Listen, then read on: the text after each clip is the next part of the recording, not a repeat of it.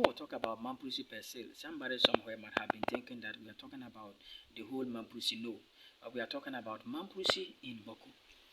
Why can't our brothers and sisters Mamprusi in Bawku understand and accept to go back to the 1929 meeting that they held at Navrongo and then the 1954 election that they did so that peace will reign? Well, in my opinion, I remember during was it Israeli-Palestinian war? Okay. One world leader said that some people are allergic to peace. Okay. Like there are some people when they take chloroquine, they'll be itching and scratching, so they don't like it. Okay. So there are some people who are allergic to peace. Okay. When there is peace, when they are deceiving people and collecting monies that they are going to defend the dynasty of Mamprugi and whatnot, they are taxing the people and chopping the money. So if it's not there, how will they make the money? How will they? Because some of them came out and said they buy the military guns at, did they say 20,000 Ghana cedis or something per one? Wow. Okay. And these are not in the shops where you go and buy. No. So those who claim to be buying to provide, and they may even tell them that it's 20,000 cedis. Meanwhile, it might be less than that. Yes. They will make money. So they are also using the conflict to trade. But unfortunately, they are trading with very able, young, innocent men and boys. Okay. Just cutting short their future and their aspirations, where Kusau, Ghana as a whole, we lose through those deaths. So they deliberately know that if the war ends, it is like the cash cow. If you have a duck that lays the golden egg, you won't like to kill it. Okay. Because if you kill it, you won't get the golden eggs to be selling. Okay. Yes, so some of those in Bawku who are doing that have that motive. Okay. And some of them even insult us that there is no Piu Kusa. That they even gave some of us, everybody has a different tribe. And they are worse. That's what I'm saying, if they want to let us come and debate. I know of some of them who say they are Mamprusis, but there's incontrovertible evidence that they do not have one DN Mamprusi blood in them. We know some of them who are there. But we are not like them. We go around just spewing things in the air to create hatred. But I know some of them who have no Mamprusi blood whatsoever in them. And they are calling themselves Mamprusis. Okay. And so when it comes to the West, they think that, yes, let us talk in a civil manner. Yeah, Kusasis, and there's no pure Kusasis. Tell us the fake Kusasis. And we'll tell you the fake Mamprusi. And see whether we can get any serious person there who is a Mamprusi with at least 25% DNA blood of Mamprusi there. Okay. Daddy, won't your advice be that I learned Nana Akufo-Addo was their lawyer by then, and then Martin Hamidu was also a lawyer to Kusasi, and having a particular town whereby two palaces or two flags are there, won't the president or the minister of interior or the government have authority to demolish one palace in order for peace to reign? Because I might have think that it's because they are having a palace and that is why they still claim the ownership. Number two, is it good, is it advisable for the real chief to be guided by militaries, and then that so-called chief should be also guided by military?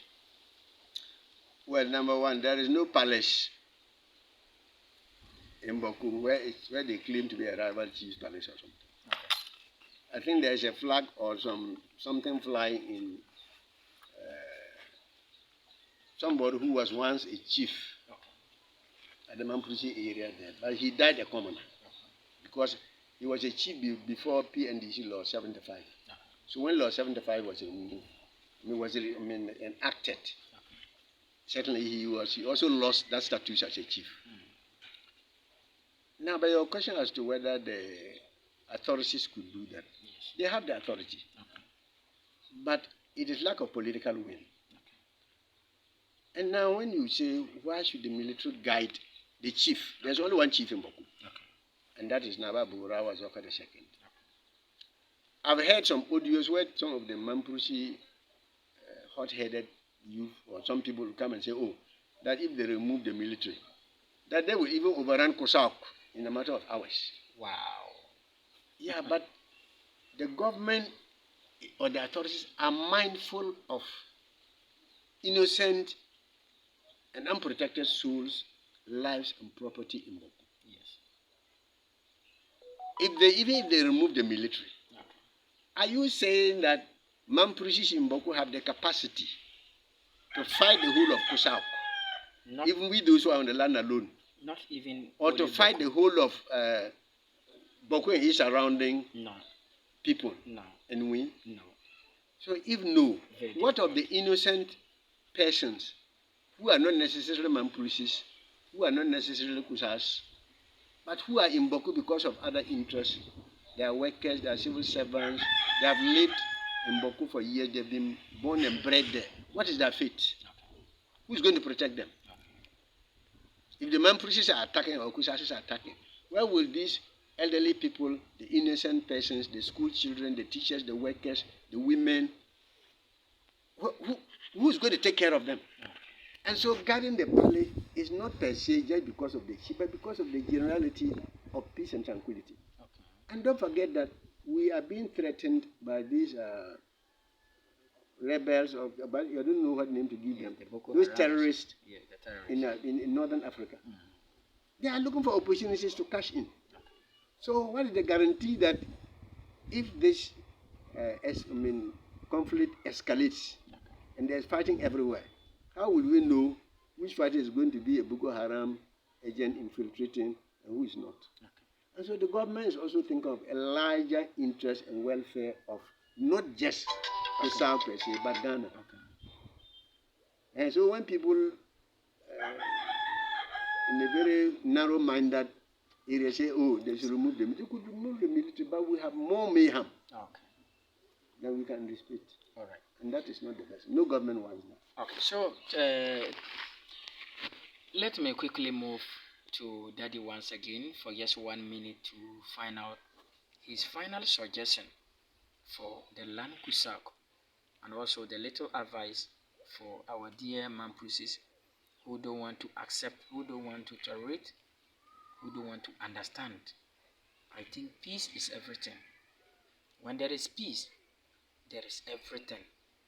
When there is peace, life will move normal. But when there is no peace, I don't think we will see things as we are seeing. I think so many things has been happening and the Kusab is keeping quiet, not because they are cowards, not because they cannot fight, not because they are afraid, but it's because they want peace to reign. Like Daddy said, children are there and so on and so forth. Why can't our dear Mamprishis accept? We are not bleeding, but why can't they accept? What is not yours is not yours. Daddy, what do you have for us? Well, as I said earlier, nobody is prepared to lose, especially if somebody is enjoying. Okay. So even though the conflict is there, some people are benefiting and enjoying from it. Okay. And because they have cohesive powers in their hands, those who don't want to accept have the financial resources. They buy the guns. They indoctrinate the youth. They feed some of them with drugs and other harmful substances. And they charge them to go out and sacrifice their lives for a cause that is not worth dying for. And so such people do not see peace to be benefiting them. So they wouldn't go for it. But there are others who also want the peace. But when you think you don't have the power, perhaps you sneeze quietly with your family and then migrate. Okay.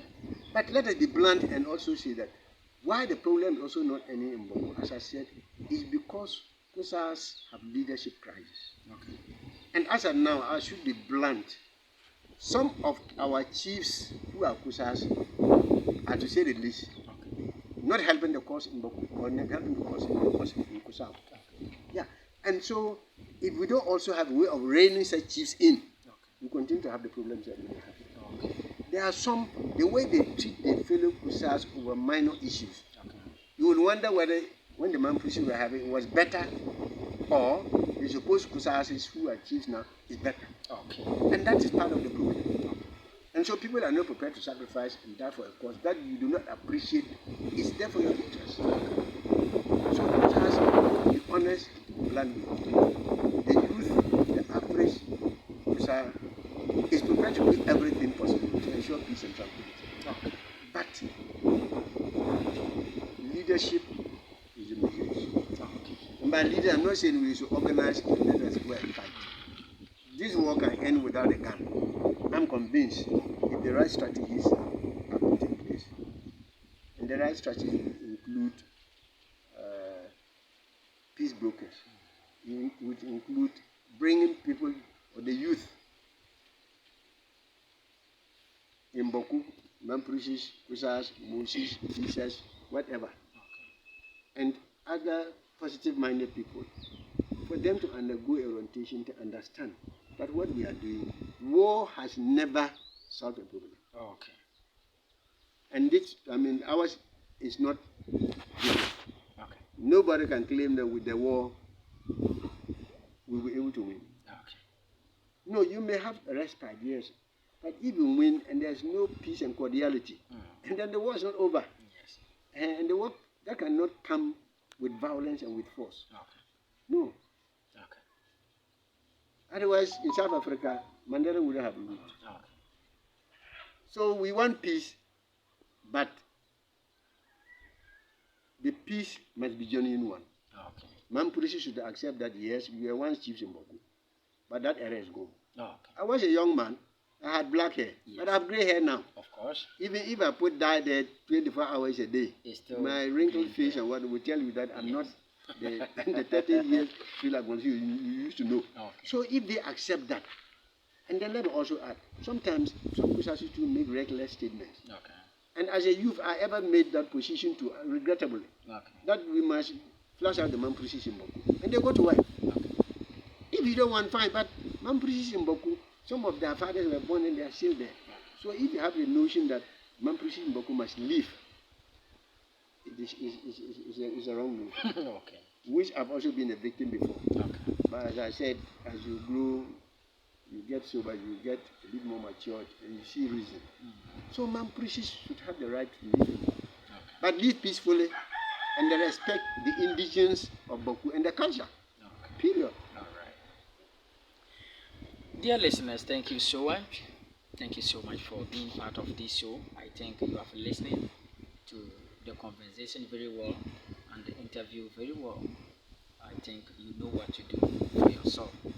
My little advice is let's share peace. Let's work for peace. Let's fight for peace. Subscribe, like it, and also share it for us.